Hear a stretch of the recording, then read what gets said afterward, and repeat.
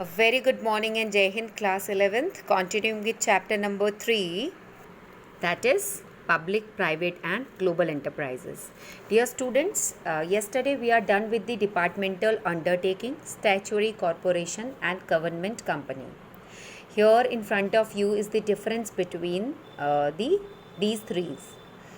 So, when we are talking about formation, so departmental undertaking is formed by a ministry and statutory corporation by a special act of the parliament या state legislature, and government company under the government act by a ministry with or without private sector participation. ज़रूरी नहीं है कि private sector का participation उसमें हो. Okay 51% paid up capital government company की होती है highest. Ownership, it is wholly under government department. It is also wholly under owned by the government department. Here 51% of the paid up share capital owned by the government. Legal status, no separate entity distinct from the government. It has separate legal entity. It has separate legal entity. Right? So ये इस तरह से difference आप इसको पढ़ेंगे. You just read it by yourself. Right? So that things will be more clear. Today we are going, when we are almost done with the departmental undertaking, statutory corporation and government companies, its merits, demerits and suitabilities, we are going to start with the next topic, that is global enterprises, or you can say MNCs. Right? So what is the meaning of global enterprise? Multinational corporations here we are talking about. ये आपने पहले भी सुना होगा कई बार, and you must be very much acquainted with this kind of enterprise. A global enterprise, or you can say multinational corporation, it is a huge industrial enterprise which extends its industrial and marketing operations through a network of its branches, plants in several countries. बेटा multinational corporation एक बहुत huge enterprise होता है जो अपना business, अपनी industry को, अपने मार्केटिंग ऑपरेशंस को एक बढ़ाते हैं एक नेटवर्क के थ्रू, जिनमें आप ब्रांच बोल दो वो ब्रांच खोल लेते हैं, प्लांट्स खोल लेते हैं अगर मैन्युफैक्चरिंग है तो, अलग अलग कंट्रीज़ में.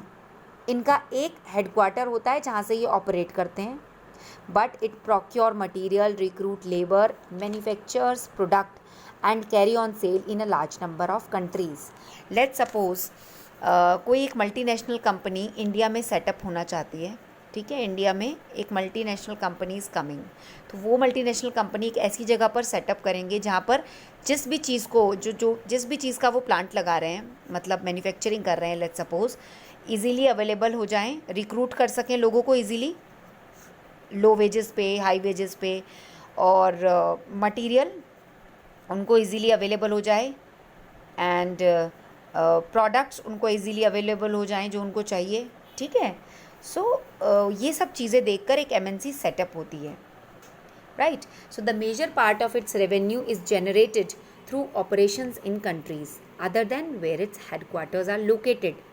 इनका हेडक्वार्टर एक जगह पर होता है, बट इनके जो रेवेन्यू का सोर्स है वो जनरेट होता है बाकी दूसरी कंट्रीज़ में जब ये ब्रांचेज या प्लांट्स खोलते हैं. Right? Large number of American, British and Japanese global enterprise, या ये कह लो आप large number of American multinational companies या ब्रिटिश या जापानीज़ की cooperate corporations operate in India and other countries. Bharat में भी हैं और अदर कंट्रीज़ में भी फैली हुई हैं. The policies of global corporations are made at its headquarter. देखो, काम एक जगह से होता है, उस जगह को कहते हैं हेडक्वार्टर. सारी पॉलिसीज़ वहाँ से बनती हैं. राइट? सारी पॉलिसीज़ वहाँ से बनती हैं और वो डिफरेंट ब्रांचेस और प्लांट्स तक कन्वे की जाती हैं. The volume of business operations of a global enterprise is much more in other countries than its home country. Let's suppose USA में कोई काम हो रहा है, ठीक है, किसी प्रोडक्ट की मैन्युफैक्चरिंग हो रही है, तो वहाँ पर तो उनका हेडक्वार्टर हो गया, लेकिन उससे ज़्यादा उस काम को उन्होंने फैलाया बाकी कंट्रीज़ में, तो उन बाकी कंट्रीज़ से में उनका जो वॉल्यूम होता है बिज़नेस ऑपरेशन का, वो कोशिश करते हैं वो ज़्यादा हो, क्योंकि वो प्रोडक्ट अपनी कंट्री में इतना ज़्यादा क्या कहते हैं उसको, people are not interested or people are less interested, but in other countries if it is required, so people started taking more interest in that particular product. Right. So basically इसका जो volume होता है इसके business का वो बाकी countries में other than it's home country ज़्यादा होता है. Okay. So a global corporation controls production and marketing facilities in more than one country. ये तो हमें समझ में आ गया है कि लेट्स सपोज कोई यूएसए की कंपनी है और वो इंडिया में अपना कंपनी खोलना चाहती है, मल्टीनेशनल कंपनी. ओके. सो वो इंडिया में ये देखकर मल्टी एमएनसी ऑपरेट करेंगे कि वहाँ पर लोग अच्छे से इजीली उस जगह पर रिक्रूट हो जाएं, लैंड कम पैसों में उनको अवेलेबल हो जाए, मिल जाए, मटेरियल इजीली अवेलेबल हो जाए, प्रोडक्ट्स इजीली अवेलेबल हो जाए. ये सब देखकर वो करते हैं काम शुरू. ठीक है. एक से ज़्यादा कंट्री में, इंडिया में किया, फिर चाइना में किया, फिर नेपाल में किया, अलग अलग जगह पर वो अपनी ऑपरेशंस को करते हैं. Like suppose Coca Cola, it is a company which is being registered in USA, but इसका प्रोडक्शन और मार्केटिंग पूरे देश में है. और कैसी हैं multinational other corporations are Pepsi, USA का ब्रांड है, Pond's USA, Brooke Bond UK, Sony Japan, Suzuki Japan, Cadbury UK, Procter and Gamble USA, GEC UK, Gillette USA, General Motors USA. But ये सब हमारे देश में, इंडिया में और other countries में सब ने अपना अपना कंट्रोल किया हुआ है, प्रोडक्शन और मार्केटिंग फैसिलिटीज़ अवेलेबल कराई हुई हैं. That is why they are called multinational corporations. इनका अपनी कंट्री में हेडक्वार्टर होता है और बिजनेस ऑपरेशंस बाकी सब कंट्रीज़ में रहते हैं. इसके क्या फीचर्स होते हैं बेटा? The features are very first one, huge capital resource. अगर आपने इकोनॉमिक्स में 9th 10th में पढ़ा होगा, आपने देखा होगा बहुत करोड़ों का बजट, इतना पैसा होता है जितना एक आप डेवलप्ड कहते हो, अंडर डेवलप्ड कंट्री, ठीक है, के पास हो सकता है. इतना पैसा लेकर एक मल्टीनेशनल कंपनी और कॉरपोरेशन आपकी यहाँ पर सेटअप करती है अपना business. It possesses huge capital resource. पैसों की कोई कमी नहीं होती मल्टीनेशनल कॉरपोरेशन के पास. They are able to tap huge fund from the international sources. वो अपने इंटरनेशनल सोर्सेज से बहुत सारा फंड टैप कर सकती हैं, कलेक्ट कर सकती हैं bye issuing various type of securities. मैंने अभी बताया जितना डेवलप्ड कंट्रीज़ के पास पैसा होता है, एक मल्टीनेशनल कंपनी ऑलमोस्ट उतना पैसा अपने पास रखती है. तो फाइनेंस की कमी नहीं होती, ये सिक्योरिटीज़ इशू करके रखती हैं. They are also in the position to borrow from the international financial institutions. वो इस पोजीशन में भी होती हैं कि वो इंटरनेशनल फाइनेंशियल इंस्टीट्यूशन से भी अगर उन्हें ज़रूरत पड़ती है तो they can borrow. We can not, they can borrow. हम अपनी एमएनसीज़ के थ्रू ये ऐसा करते हैं. ऐसा नहीं है कि बाहर की कंट्रीज़ आती हैं, हमारे यहाँ भी, हमारे यहाँ की जो ब्रांड्स हैं वो हम भी ऐसे ही करते हैं, बाहर मल्टीनेशनल कॉरपोरेशन सेटअप करते हैं. So the assets and sales of multinational company run into billion of dollars. मैंने अभी बताया आपको कि इनके पास इनकी अच्छी सेल होती है, इनके एसेट्स बिलियन ऑफ डॉलर्स में रन करते हैं. बहुत ज़्यादा ह्यूज अमाउंट ऑफ प्रॉफिट ये लोग अपने ऑपरेशन से अर्न करते हैं. Like physical assets of IBM, अगर हम IBM की बात करते हैं तो $8 बिलियन. आप समझते हो, ना तो मिलियन है, ना लाख है, राइट, ना 1000 है, it is $billion. IIT 800 subsidiaries हैं ITT की इन मोर देन 70 कंट्रीज़ में. 70 से ज़्यादा कंट्रीज़ में 800 सब्सिडरीज़ हैं, मतलब 800 ब्रांचेस हैं. And it is the biggest multinational corporation ITT. Okay. Next is foreign collaboration. Multinational corporations ज़्यादातर कोलैबोरेट करते हैं इंडियन कंपनीज़ के साथ for the transfer of technology, ताकि उन्हें टेक्नोलॉजी में प्रॉब्लम ना हो, प्रोडक्शन ऑफ गुड्स इजीली हो जाएं. ब्रांड नेम का इस्तेमाल करते हैं, right. So they have to comply with various restrictive clauses of agreement relating to the transfer of technology, pricing, dividend payments etcetera. क्योंकि जब वो भारत में अपना काम शुरू कर रहे हैं, लेट्स सपोज इंडियन कंपनीज़ के साथ, तो they have to comply with various clause. Dividend कैसे देना है, टेक्नोलॉजी क्या यूज़ हो रही है, प्राइस क्या रखना है. सो यूजुअली हम अपने देश में किसी को काम करा रहे हैं तो ये सारी चीज़ें हमारी नोन टू होती हैं. Usually global corporations collaborate in the form of a package. एक पैकेज होता है जिसमें सब कुछ होता है, कैपिटल, टेक्निकल नो हाउ, कौन सी टेक्नोलॉजी यूज़ करेंगे, मशीन इक्विपमेंट कहाँ से अवेलेबल होगा, raw material, expertise, management professionals कहाँ से आएंगे, राइट. सो फॉरेन कोलैबोरेशन चाहे वो इंडियन कंपनी के साथ हो तो वो सारी चीज़ें वेल नोन होती हैं to everybody. Next is advance technology. ज़्यादातर national corporations advance technology use करते हैं प्रोडक्ट की मैन्युफैक्चरिंग के लिए और उनको डिस्ट्रीब्यूट करने के लिए। ऐसी टेक्नोलॉजी कैपिटल इंटेंसिव होती है, भाई पैसा बहुत ज़्यादा चाहिए उसके लिए। लेट्स सपोज हम लोग के पास फिनेंस का प्रॉब्लम होता है, how to raise the finance is the biggest problem with us, but उनके पास पैसों की कोई कमी नहीं है। तो टेक्नोलॉजी वो कैपिटल इंटेंसिव होती है नेचर में, बहुत पैसा लगा के वो कितनी भी टेक्नोलॉजी यूज़ कर सकते हैं। अब टेक्नोलॉजी अच्छी होगी तो प्रोडक्टिविटी अच्छी होगी, right. Next is product innovation. They are continuously engage in research and development activity, जिससे उनको फ़ायदा हो। इससे नए नए प्रोडक्ट्स डेवलप होते हैं जिसकी नीड उन्हें दिख जाता है कि मार्केट में है, उसका सुपीरियर डिज़ाइन बनाते हैं, एग्जिस्टिंग प्रोडक्ट को न्यू प्रोडक्ट में कन्वर्ट कर देते हैं। सो ये रिसर्च केवल पॉसिबल है ग्लोबल कॉरपोरेशंस के साथ, क्योंकि उनके पास बहुत ज़्यादा पैसा होता है, रिसोर्सेज वो ऑब्टेन कर सकते हैं through those finance, through the capital. कुछ भी कर सकते हैं वो, प्रोडक्ट को एग्जिस्टिंग प्रोडक्ट को न्यू प्रोडक्ट में कन्वर्ट कर सकते हैं, राइट। एग्रेसिव मार्केटिंग स्ट्रेटजीज, जैसे कि मैंने आपको बताया उनके पास पैसों की कोई कमी नहीं होती है, अच्छा खासा रिसोर्स होता है उनके पास, ठीक है। सो व्हाट हैपन, वो एग्रेसिव मार्केटिंग स्ट्रेटजीज, एग्रेसिव मतलब एकदम ऐसी कि लोग देखें और प्रोडक्ट की तरफ अट्रैक्ट हो जाएं। अपनी सेल्स को बढ़ाने के लिए वो एग्रेसिव मार्केटिंग स्ट्रेटजीज अडॉप्ट करते हैं। बहुत रिलायबल होती हैं, अप टू डेट इन्फॉर्मेशन होती है मार्केट के बारे में उनको कि what is going on in the market. So उनकी एडवर्टाइजिंग और जो प्रमोशनल टेक्निक्स होती हैं वो इतनी ज़्यादा इफ़ेक्टिव होती हैं, जिसकी वजह से उनकी ब्रांड इमेज बन जाती है इंटरनेशनल मार्केट में। मतलब अगर इंडिया की भी बात करें तो वो इतनी ज़्यादा अग्रेसिव एडवर्टाइज़ कर देते हैं या प्रमोशन कर देते हैं, जिससे कि बहुत ज़्यादा उनका फैमिलराइज या पॉपुलर हो जाता है ब्रांड। पैसा खर्च करना पड़ता है। Expansion of markets, global enterprise operate in different countries through a network of subsidiaries, branches और एफिलिएट्स। देखो हेडक्वार्टर से काम चलता है, लेकिन डिफरेंट कंट्रीज़ में इनकी सब्सिडरीज होती हैं, ब्रांचेज होती हैं, एफिलिएट्स होते हैं, जहाँ से ये चीज़ों को ऑपरेट करते हैं।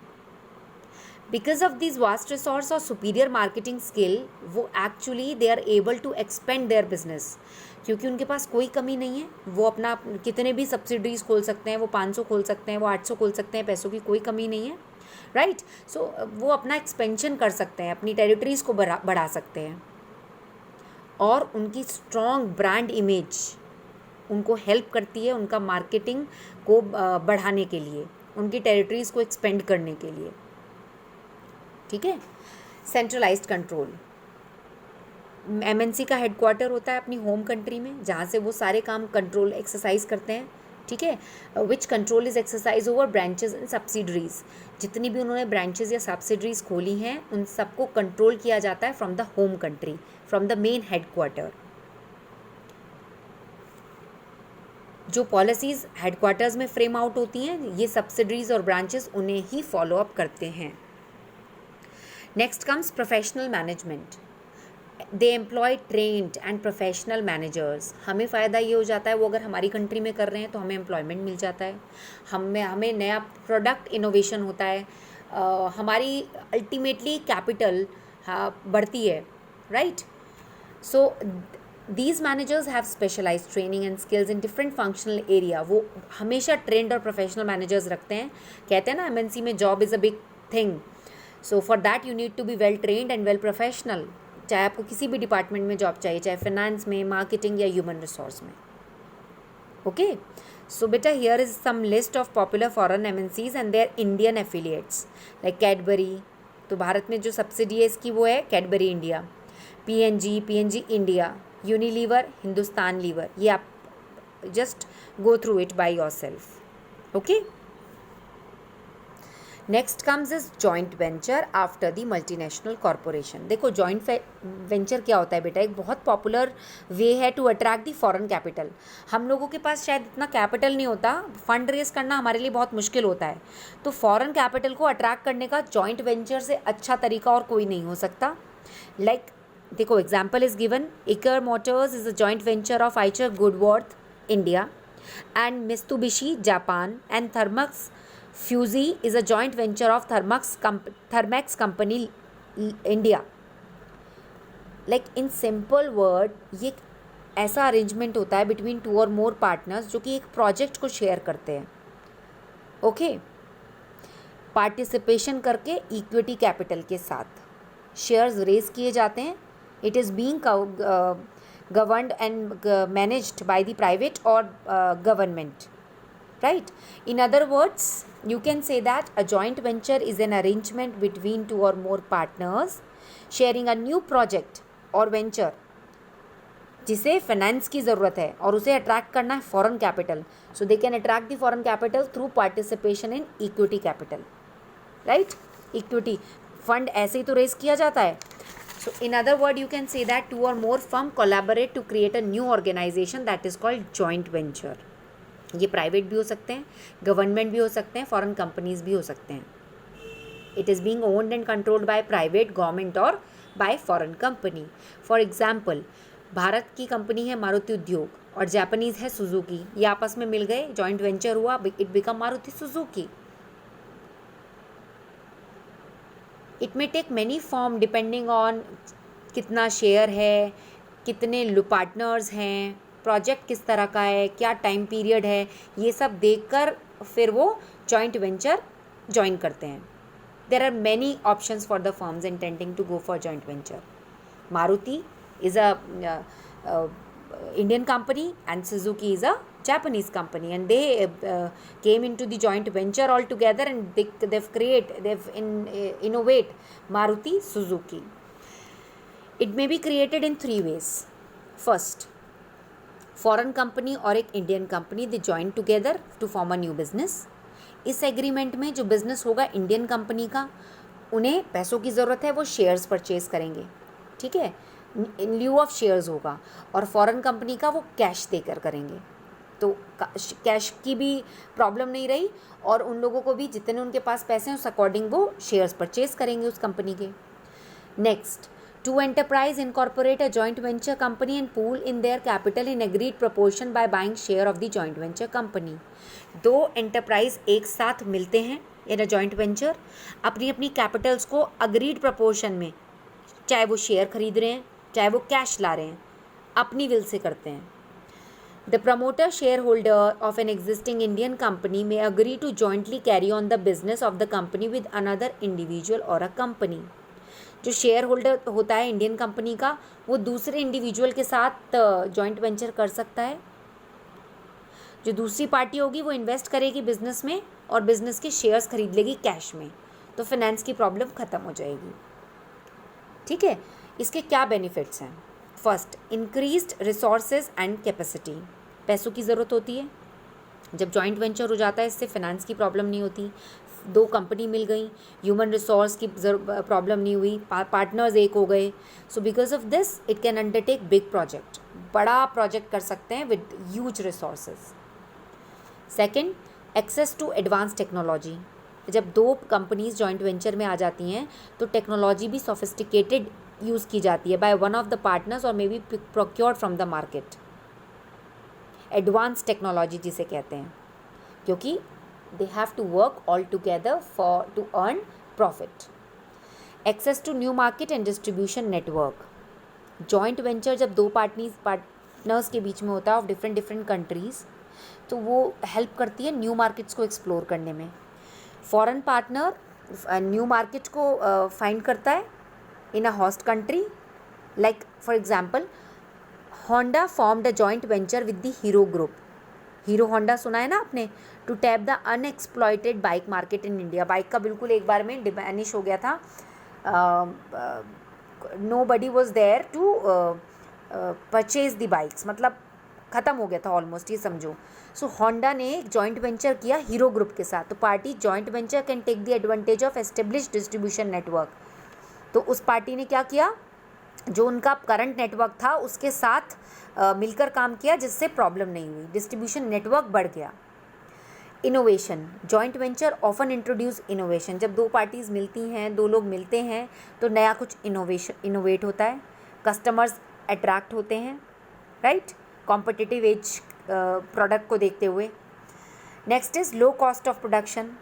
Because joint venture operate on a large scale, तो it reap several economies in purchase, production and distribution, दोनों मिलकर काम कर रहे हैं तो लो कॉस्ट ऑफ प्रोडक्शन हो जाता है.